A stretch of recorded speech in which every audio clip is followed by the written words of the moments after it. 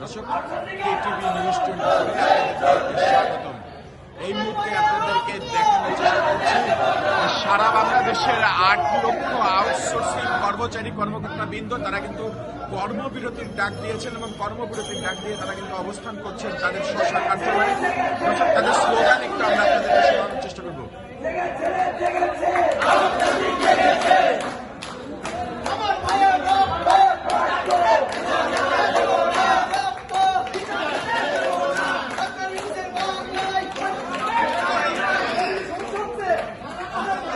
দর্শক, আপনারা দেখছেন আউটসোর্সিং যারা সারা বাংলার আউটসোর্সিং এর কর্মরত তারা কিন্তু সকাল থেকে গতকাল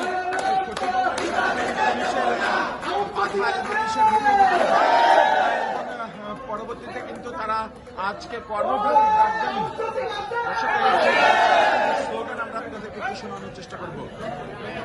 দর্শক, তারা কিন্তু গতকাল ঠিক এই আউটসোর্সিং যারা আছেন তারা স্লোগান নিয়ে মিছিল নিয়ে তারা কিন্তু সচিবালয়ের দিকে আগান এবং সচিবালয়ের দিকে আগানোর পরে তাদেরকে পানি নিক্ষেপণ করা হয়। পানি নিক্ষেপণ করার পর তারা কিন্তু আজকে কর্মবিরতির ডাক দিয়েছেন এবং কর্মবিরতির ডাক দিয়ে পরবর্তী কর্মসূচি আমরা তাদের মুখ থেকে শোনার চেষ্টা করব। গতকালকে কি হয়েছিল আপনাদের সামনে? আমরা আউটসোর্সিং কর্মচারী, আমরা 15-20 বছর যাবত এখানে আছি, কিন্তু আমাদের ন্যায্য দাবি আমরা পাই না। আমাদের বেতন যেমন আজকে 27-23 তারিখ এখন আমরা বেতন পাই না। আমাদের নানা রকম অত্যাচার আমাদের হয়। আমাদের জেলা 24 ঘন্টা ডিউটি 365 হয়, বেতন পাই না, টাইম দেয় না। যদি আমরা কোনো ভুল করি আমাদের চাকরি আমরা এখানে চাই আমাদের যদি আউটসোর্সিং পদ্ধতি বাদ দিয়ে দেয় তাহলে আমাদেরকে ওই ক্যাজুয়াল করুক, তাহলে মাস্টার করুক, তাহলে সরাসরি রাজস্ব করুক, আমরা এটা চাই। ব্যাস, ওকে। দর্শক,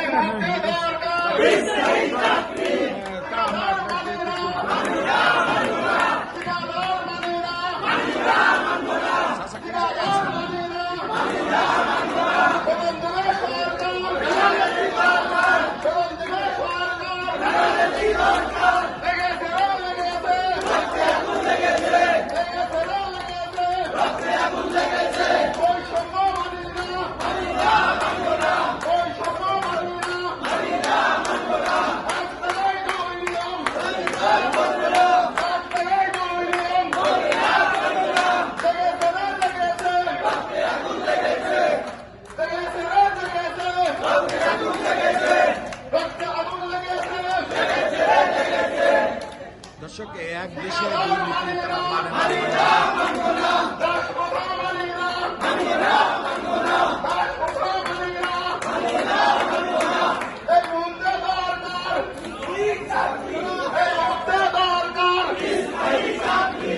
বলেন আপনাদের আজকের কোন কর্মসূচি এবং আগামী যদি কোনো কঠোর কর্মসূচি থেকে থাকে বলেন। আমরা আজকের কর্মসূচি এবং আজকের কর্মসূচি হলো, আমরা দীর্ঘদিন যাবৎ আউটসোর্সিং কোথায় 18 সালের নীতিমালার অনুপাতে কাজ করতেছিলাম, কিন্তু এই 18 সালের নীতিমালায় এমনই একটা প্রসেস দাসপ্রথা যা আমাদের মূল্যায়ন করা হচ্ছে না, শ্রমিকের মূল্যায়ন করা হচ্ছে না। সারা বাংলাদেশে আউটসোর্সিং প্রথা চালু করে গত সরকার, শেখ হাসিনার সরকার, এমন এক নীতিমালা তৈরি করছে যে নীতিমালায় আমাদের বেতন সঠিক সময় পাওয়া যায় না, বোনাস নাই, চাকরির শেষে কোনো রকম মূল্যায়ন করা হয় না, কোনো সুবিধা নাই। কর্মসূচিটা বলেন। মেয়েদেরকে মধ্যকালীন ছুটি নাই। এই অবস্থায় কেন্দ্র থেকে আউটসোর্সিং থেকে সারা বাংলাদেশে আন্দোলনের ডাক দেওয়া হয়। আমরা 17 আগস্ট শাহবাগে আন্দোলন করি, সেখানে ডক্টর মোহাম্মদ ইউনূস আমাদের সাথে কথা দেয় যে আমরা চাই না, আমরাও চাই যে বিলুপ্ত হোক, এক দেশে দুই আইনে চলে।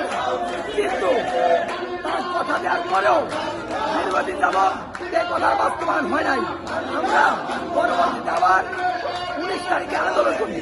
19 আন্দোলনের সময়ও সচিব বলছিল যে আমরা আউটসোর্সিং লিপ্ত করবো, একটা কমিটি করে দেবো। সেই কমিটির সুপারিশে আপনাদের চাকরি থেকে স্থায়ী করে দেবো। কিন্তু তাও সে পার নাই। আমরা গত আবার আন্দোলন করি, আমরা সুস্থভাবে আন্দোলন করতে গেছিলাম হলো শহীদ মিনারের কাছে, যেখানে মানুষের কোনো ক্ষতি হবে না, মানুষের কোনো ব্যাঘাত সৃষ্টি হবে না। শুধু আমরা আন্দোলন করব যাতে দেশবাসী জানে, সাংবাদিকরা জানে। আজকে কিন্তু সেই আন্দোলনের পরে ছাত্র নেতারা বলল যে আমাদের এখানে একটা প্রোগ্রাম আছে, আপনারা এখান থেকে সরে আপনারা প্রেস ক্লাবের সামনে রাস্তার এক পাশে না থাকেন। আমরা প্রেস ক্লাবের কাছে গেলে উনিরা প্রেস ক্লাবের সামনে অতিরিক্ত পুলিশ দিয়ে আমাদের উপরে অপ্রভাবে অত্যাচার করে এবং টিয়ারশেল মারে। আমাদের এক ভাই মুমূর্ষু অবস্থায় এখন আইসিইউতে আছে। আজকের কর্মসূচি এর জন্য গতকাল আমার সচিব থেকে কেন্দ্রীয় প্রতিনিধিরা সারা বাংলাদেশ কর্মবিরতি ঘোষণা করছে। সেই হিসাবে জিটিসিএল তথা পেট্রোবাজার সকল প্রতিষ্ঠানে আন্দোলন করতেছে। সেই হিসাবে আমরা জিটিসিএল সেই আন্দোলনের একতা ঘোষণা করে কর্মবিরতি পালন করতেছি যতক্ষণ পর্যন্ত এই নির্দেশনা না আসবে। আজ হোক কাল হোক, যতদিন লাগে কর্মবিরতি পালন করে যাবো আমরা। দর্শক, কর্মবিরতির কথা স্পষ্ট জানিয়ে দিলেন আউটসোর্সিং কর্মকর্তা কর্মচারীরা। দর্শক, কেটিভি নিউজ 24 ক্যামেরায় আপনাদের সঙ্গে যুক্ত ছিলাম সুজয় মজুমদার, কেটিভি নিউজ 24 ঢাকা।